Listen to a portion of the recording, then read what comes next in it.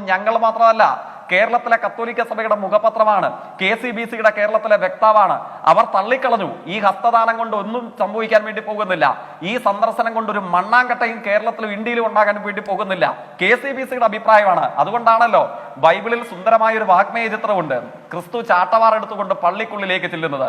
വട്ടിപ്പലിശക്കാരെയും കച്ചവടക്കാരെയും ചാട്ടവാറിനടിച്ച് ക്രിസ്തു പുറത്താക്കിയിട്ട് പറയുന്നുണ്ട്, ഇത് കച്ചവട കേന്ദ്രമല്ല, ഇതെന്താ പിതാവിന്റെ ആരാധനാലയമാണെന്ന് പറയുന്നുണ്ട്. അതിന് സമാനമായ ഒരു രംഗം 2 ദിവസങ്ങൾക്ക് മുമ്പ് നമ്മൾ കണ്ടില്ലേ? ഈ പറയുന്നത് പോലെ സ്വർണ്ണ കിരീടവും ഒരുക്കിക്കൊണ്ട് വന്നു.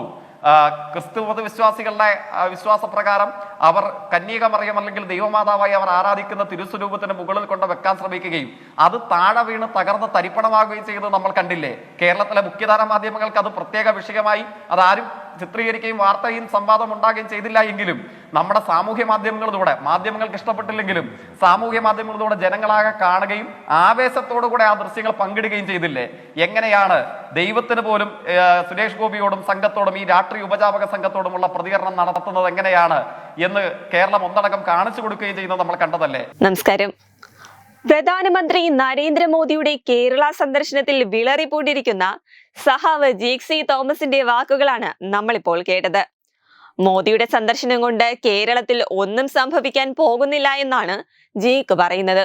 കൂടാതെ സുരേഷ് ഗോപി ലൂർദ് മാതാ പള്ളിയിൽ സ്വർണ്ണ കിരീടം നൽകിയപ്പോൾ താഴെ വീണത് ദൈവത്തിന് പോലും BJPയുടെ രാഷ്ട്രീയത്തെ ഇഷ്ടമാകാത്തത് കൊണ്ടാണെന്നാണ് ജേക്സി തോമസിന്റെ കണ്ടുപിടുത്തം. കൂടാതെ കേരളത്തിലെ മതരാഷ്ട്രീയത്തെക്കുറിച്ചും മറ്റും ജേക്ക് വാദോരാതെ വീഡിയോയിൽ സംസാരിക്കുന്നുണ്ട്. പ്രധാനമന്ത്രിയുടെ ഗുരുവായൂർ തൃപ്രയാർ ക്ഷേത്ര സന്ദർശനത്തെയും സുരേഷ് ഗോപി നേർച്ച നൽകിയതിനെയും ഇവിടെ രാഷ്ട്രീയ പ്രചാരണമായിട്ടാണ് ജേക്ക് പറയുന്നത്. അപ്പോൾ പിന്നെ സ്വാഭാവികമായിട്ട് ഉയർന്നു വരുന്നൊരു ചോദ്യമുണ്ട്, ആരാ ഈ BJP മതത്തിന്റെ പേര് പറഞ്ഞ് വിമർശിക്കുന്നത്? മതചിഹ്നങ്ങൾ ഉപയോഗിച്ച് വോട്ട് തേടി ഹാട്രിക് തോൽവി നേടി നമ്മുടെ ജേക്സി തോമസ്. കാരണം തിരഞ്ഞെടുപ്പ് വേളയിൽ ജേക്ക് യാക്കോബായ സഭ നേതൃത്വത്തെ സന്ദർശിച്ചതും മറ്റുമെല്ലാം നമ്മൾ കണ്ടിരുന്നതാണല്ലോ. എന്നിട്ടാണ് ഇതേ ജേക്ക് തന്നെ മോദിയെയും സുരേഷ് ഗോപിയെയും വിമർശിക്കാൻ ഇറങ്ങി തിരിച്ചിരിക്കുന്നത്. സുരേഷ് ഗോപിയും മോദിയും ഓരോ കാര്യങ്ങളും ചെയ്യുന്നത് തിരഞ്ഞെടുപ്പിന് വേണ്ടിയല്ലെന്നത് പകൽ പോലെ വ്യക്തമാണ്.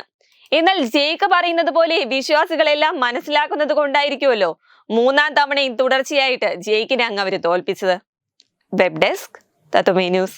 ദിഗന്ത റിസോർട്ട്, അഹമ്മദാബാദ്, ഗുജറാത്ത്.